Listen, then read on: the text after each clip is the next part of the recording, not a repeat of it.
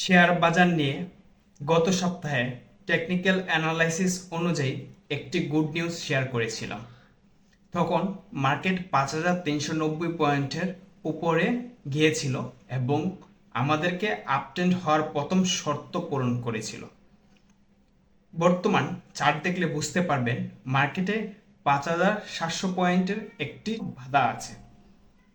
এই বাধাটাই আমাদের এখন সতর্ক থাকতে হবে।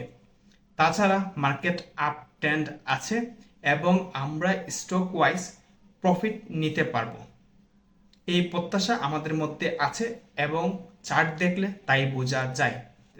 সতর্কটি যে জায়গায় আমাদের দেখতে হবে তা হচ্ছে 5,700-তে একটি মেজর রেজিস্ট্যান্স লেভেল আছে।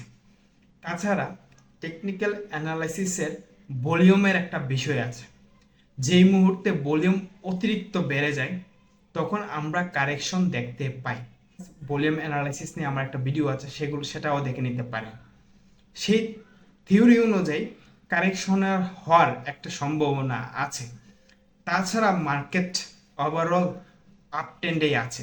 সেই আপট্রেন্ডটা আশা করি আগামী সপ্তাহে বজায় থাকবে এবং 5,700 পয়েন্টের উপরে যাবে। যদি 5,700-র উপরে চলে যায় তাহলে আমরা বড় ধরনের একটা মুভমেন্ট আশা করতে পারি।